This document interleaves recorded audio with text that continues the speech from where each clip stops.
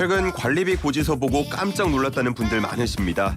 한파에 폭설에 난방 수요는 늘어나고 있는데 가스 요금 인상까지 겹쳐서 난방비가 2배, 3배까지 나오고 있다고 하죠.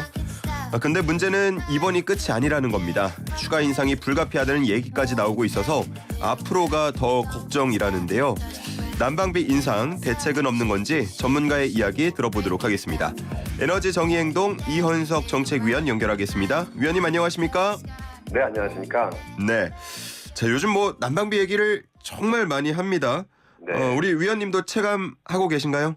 예, 주위에 페이스북이라든가 아니면 직접적으로 말씀하시는 분들도 많고, 예. 굉장히 요즘 많이 얘기들이 되고 있죠. 주변 얘기뿐만 아니고 위원님도 혹시 느끼시는지요? 직접? 저희 집의 경우에는 사실은 나중에 한번 말씀을 드리긴 할 텐데, 예.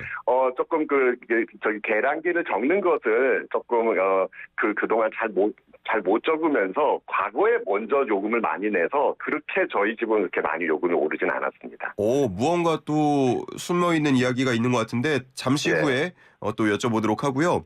예. 주변에 지금 보면은 인터넷에서 봐도 그렇고 주변에서 들리는 얘기도 그렇고 2배, 네. 3배까지도 나온다 이런 얘기를 심심치 않게 합니다. 네네. 작년에 가스요금이 38% 정도 인상이 됐고요. 이렇게 조금씩 올렸는데 특히 이번에 체감폭이 큰 이유는 뭐라고 할 수 있겠습니까?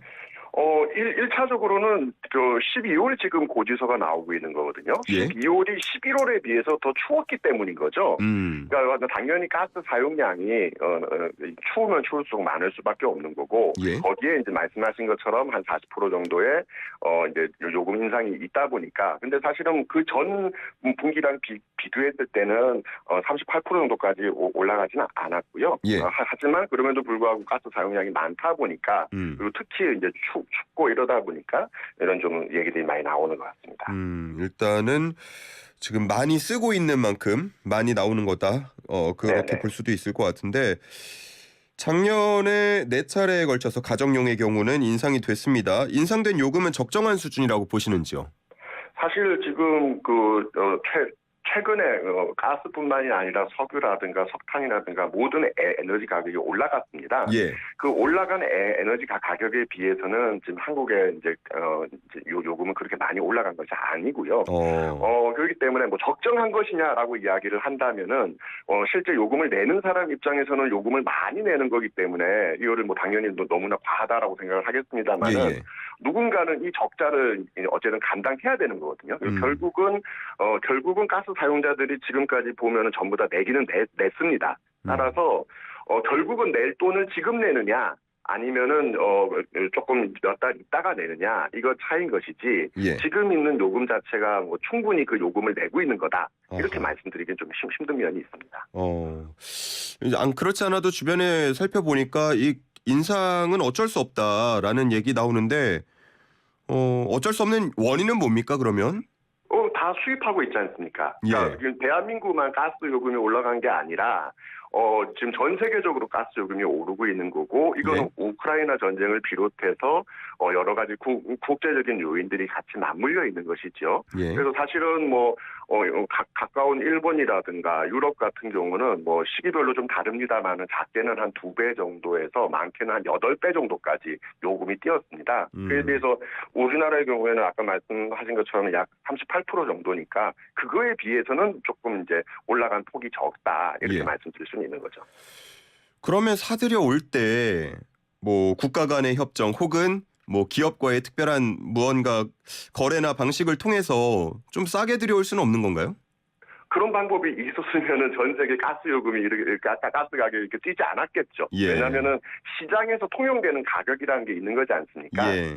그럼 당연히 그 가격에 가스를 파는 사람 입장에서는 당연히 그 가격에 팔 수밖에 없는 거죠. 예를 들면 한 개 100원씩에 팔고 있는데 저만 50원에 주세요라고 한다 그래서 그 50원에 줄 수는 없는 거기 때문에 사실은 어쩔 수 없는 부분이 있는 것이고요. 근데 다만 이제 정부의 역할이나 또는 이제 관련 당국의 역할들은 이런 것들의 충격을 어떻게 최소화할 수 있을 것인가. 예. 그런 걸 짜야 되는 거고, 이제 실제로 많은 나라들이 그런 계획들을 짜고 있습니다. 반면 우리나라의 경우에는 그런 계획이 없는 상태에서 지금 갑자기 마치 지금 없던 일이 생긴 것처럼 예.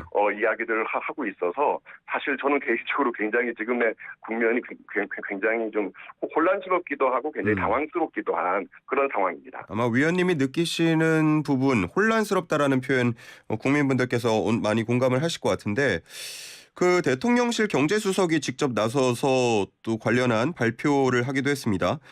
네.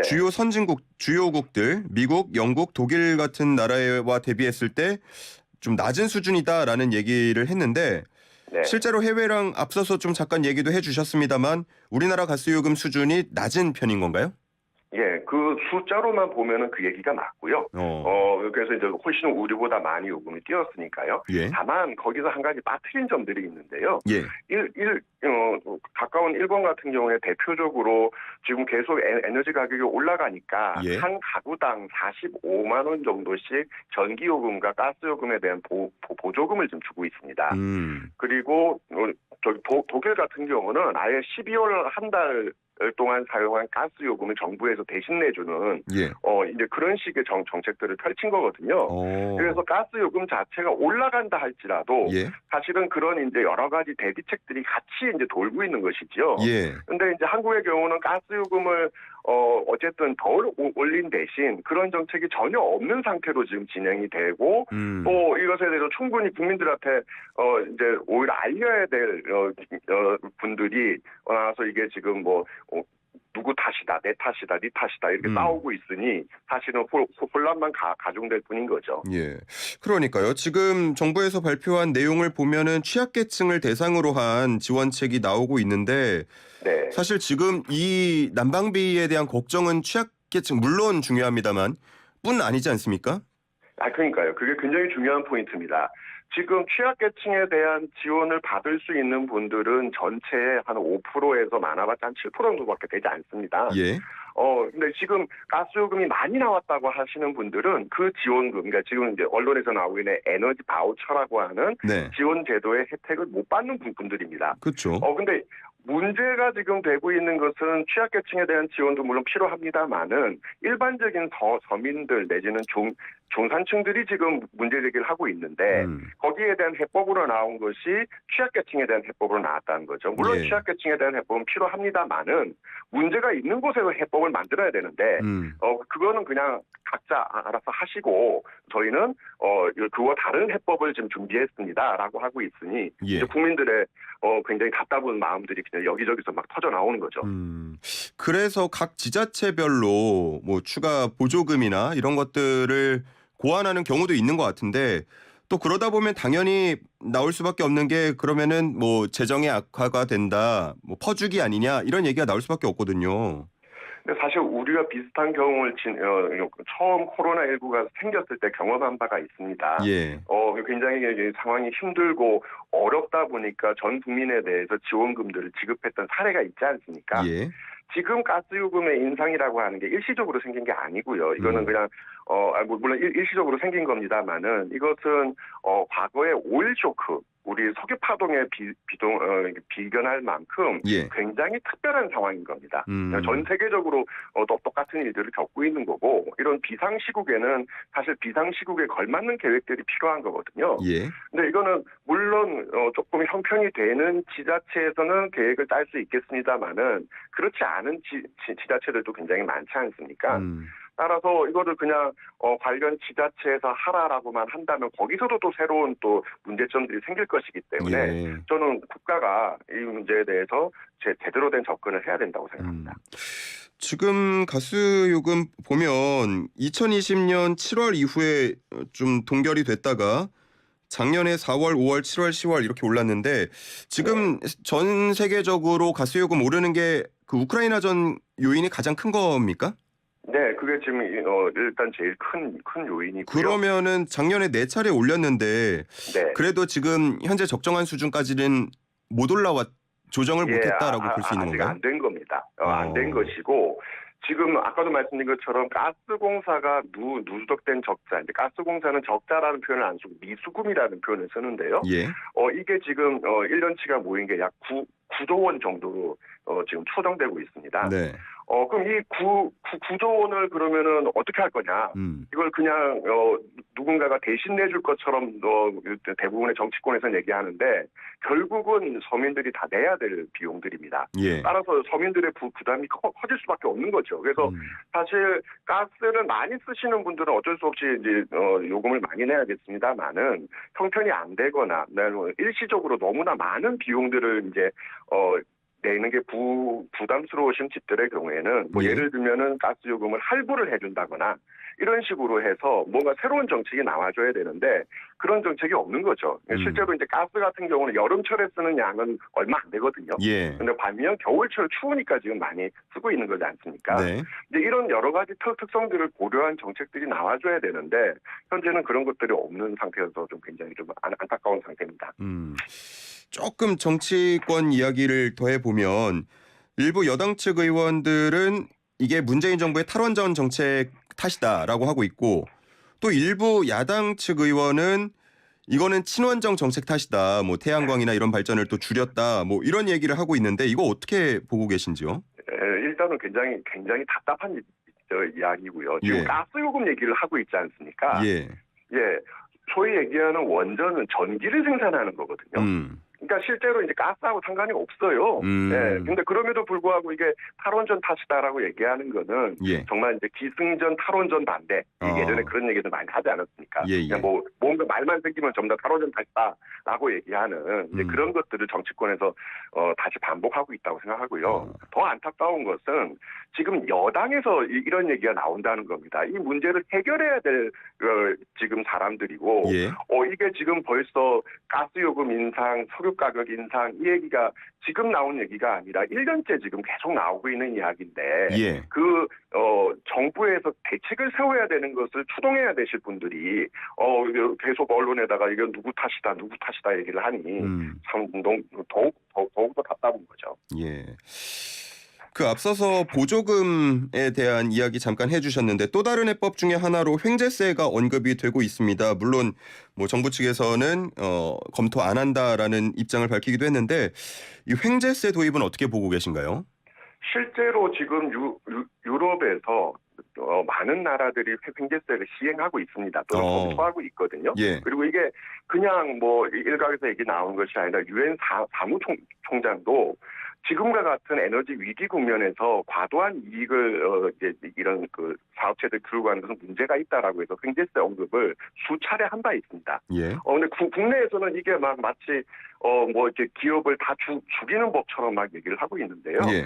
사실은 지금 석유사업법상에 석유사업법 18조에 보면은 국제 석유 가격의 등락으로 지나치게 많은 이윤을 거둔 석유 사업자들에 대해서 부과금을 부과할 수 있도록 근거법도 이미 있습니다. 그래서 이걸 그냥 시행하면 되거든요. 예. 근데 안타까운 것은 한쪽에서는 이런 에너지 가격에 대한 얘기가 있을 때마다 횡재세 해야 된다라고 하지만 실제로 야당에서는 적극적으로 추진하고 있지도 않습니다. 반면 여당에서는 이거 관련해가지고 근거법이 있음에도 불구하고 또 누가 보더라도 과한 이익을 한 것에 대해서 환수해야 된다는 필요성이 보임에도 불구하고 그건 안 된다.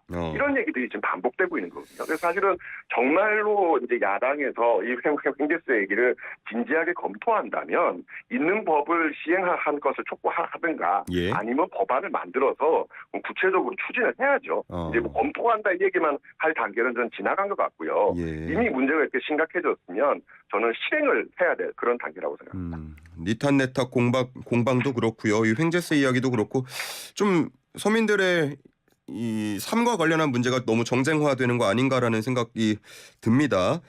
네. 제가 다른 나라 사례들을 인터넷으로 검색하다 보니까 네. 1년치 사용량을 미리 내거나 혹은 1년치 사용량을 미리 계산을 해서 앞으로 낼 걸 계산해서 그걸 12분의 1로 나눠서 낸다. 그러니까 네네. 다시 말해서 겨울철에 너무 체감상 비용이 올라가는 걸 막기 위해서 좀 평균적으로 나눠낸다 이런 나라들도 있는 것 같던데 그런 방안은 어떻습니까? 저는 그걸 계속 지금 강력하게 주장하고 있습니다. 일종의 할부거든요. 예. 예, 그러니까 왜 그러냐면 여름철에는 거의 이제 가스 사용량이 거의 없기 때문에 네. 이제 일종의 미리 내는 거죠. 뭐 예를 들면 요번 달이 뭐 지난달에 비해서 30만 원 많이 나왔다라고 하지만 예. 그거를 1년으로 나눠보게 되면 몇만 원 안 되는 거거든요. 네네. 예, 이제 그렇게 할 수 있는 거를 좀 제도화하는 것이 필요하다고 생각하고요. 사실 이제 그런 노력이 없는 상태에서 그냥 한꺼번에 내라 하니까 일시에 몇십만 원씩 내려니까 굉장히 힘든 거죠. 예. 그래서 이제 그런 부분들이 저는 조금 더 제도화되고 그러면 이제 여러 가지 부수적으로 관련 이자는 어찌할 것이냐, 뭐 미수금은 어찌할 것이냐 이런 문제들이 생길 텐데 네. 그런 문제들은 저는 충분히 해결할 수 있는 그런 방안이라고 생각합니다. 지금 오늘 얘기해 주신 거 외에도 혹시 해외에서 이런 에너지 가격 인상과 관련해서 대처 방안 중에 눈에 띄거나 우리가 검토할 만한 것들도 있습니까? 사실 지금은 이제 주로 난방비 말씀을 드렸었는데요. 예. 최근에 지금 서울시를 비롯해서 이제 뭐 이렇게 여러 대중교통들, 지하철 같은 요금들을 올리겠다고 하고 있지 않습니까? 그렇죠. 예. 이게 사실은 에너지 위기이기도 합니다만은 기후 위기이기도 합니다. 그래서 종국에는 이제 석유나 이제 가스 같은 이제 화석연료 사용을 줄여야 되는 상황이거든요. 예. 그럼 당연히 대중교통을 많이 타야 되고 그러려면 대중교통 요금을 더 낮춰줘야 되는 거죠. 그래서 이제 독일 같은 경우는 9유로 티켓이라 그래서 예. 한 만 몇천 원 정도를 내면은 뭐 버스, 지하철, 심지어 이 한 도시가 아니라 이제 멀리 가는 철도에 대해서도 다 쓸 수 있는 그런 패스를 지원하기도 하고 그랬거든요. 예. 그러니까 이런 식으로 국가가 나서서 이 위기 상황을 새로운 도약의 기회, 전환의 기회로 만들기 위한 방법을 만들어내야 되는데 예. 지금은 당장 이제 서민들이 힘들다 어렵다고 하니까 그러면 요런 정책 저런 정책 굉장히 단기적인 해법만 나오고 있다고 생각합니다. 그래서 결론적으로는 이런 화석연료 사용을 줄이면서 기후위기 문제도 해결하고 이렇게 우리의 이제 삶의 시스템을 어떻게 바꿀 것인가 이런 고민들로 가고 있는 게 해외에 주된 이제 주된 방향이 되겠고요. 저희도 이제 그런 부분들이 고민이 더 적극적으로 이루어져야 된다고 생각합니다. 알겠습니다. 자, 이렇게 뭐 오늘 여러 가지 얘기를 좀 나눠봤는데 아마 듣는 분들 가운데서는 아니 그런 거는 어쨌든 뭐 정치권이나 우리 또 역할을 하는 분들께서 맡아줘야 되는 일 같고 이거 난방비 당장 안 나오게 하려면 어떻게 해야 되냐 이게 가장 또 궁금해하실 것 같거든요. 예, 전문가시니까요. 좀 난방비 나오게 줄이는 꿀팁 같은 거 있으면 좀 전수해 주시죠. 제일 좋은 것은요. 정말 당장 안 나오게 하려면 집 수리를 하는 게 제일 당장 안 나옵니다. 집 수리요? 집에 있는 창틀, 집을 수리하는 거죠. 예. 뭐 창틀을 바꾼다거나 이렇게 되면은 불과 한 며칠 정도만 수리를 하게 되면은 물론 비용이 많이 들어갑니다. 하지만 결국은 우리가 지금 난방비가 많이 나오는 데들은 빌라라든가 옛날에 지은 집들이거든요. 예. 그래서 이제 이런 것들은 좀 중장기적으로 저는 이제 고민을 해야 되는 단계에 왔다고 생각하고요. 사실은 이제 그런 과정에서 인터넷상에 뭐 보일러를 어떻게 키면 된다, 가습기를 어떻게 키면 된다 이런 얘기들을 많이 하고 있는데 예. 저는 이제 결론적으로는 이제 매일 집에서 쓰고 있는 도시가스 양들을 좀 유심히 지켜보시면서 최대한 바람이 없는 시간 동안에는 적게 보일러를 돌릴 수 있도록 하는 이제 그런 좀 신경 쓰는 것들이 좀 필요한 것 같습니다. 실제로 요금이 많이 뛴 집들을 보게 되면은 이제 그런 집들이 또 의외로 많이 있거든요. 예. 그래서 실제로 난방비를 줄일 수 있는 가장 좋은 거는 단열을 하는 겁니다. 뭐 이거 과거에는 뻑뻑이도 붙이고 뭐 했습니다만은 그걸로는 좀 이렇게 한계가 많고요. 예. 그런 부분에 대해서 정부가 일부 지원하고 있는 정책도 있기 때문에 이제 뭐 그런 것들을 바탕으로 해서 더 늘려가면서 어떻게 하면 겨울철에 에너지를 적게 쓰면서도 따뜻하게 지낼 것이냐. 이런 고민들이 앞으로 더 좀 널리 좀 퍼져야 되지 않겠나 생각합니다. 네, 알겠습니다. 우리 애청자 슬라생조아님께서도 지금 뭐 공공요금 인상 때문에 식당이나 공중 목욕탕 또 세탁소 운영하는 분들 다 난감하고 힘듭니다라고 하시는데 이런 서민이나 소상공인 지원책 구체적으로 뭐부터 하라 이렇게 정부에 짧게 한마디 부탁드려도 될까요? 네. 사실은 이 어려운 상황이기 때문에 저는 정부가 나서야 된다고 생각합니다. 그래서 계속 좀 답답한 정치적인 공방 중단하시고 어떻게 서민들을 위해서 무슨 지원이 필요한지 한 번 더 구체적으로 고민해 주셨으면 좋겠습니다. 네, 알겠습니다. 자, 오늘 여기까지 듣겠습니다. 고맙습니다. 네, 감사합니다. 에너지 정의행동 이현석 정책위원과 함께했습니다.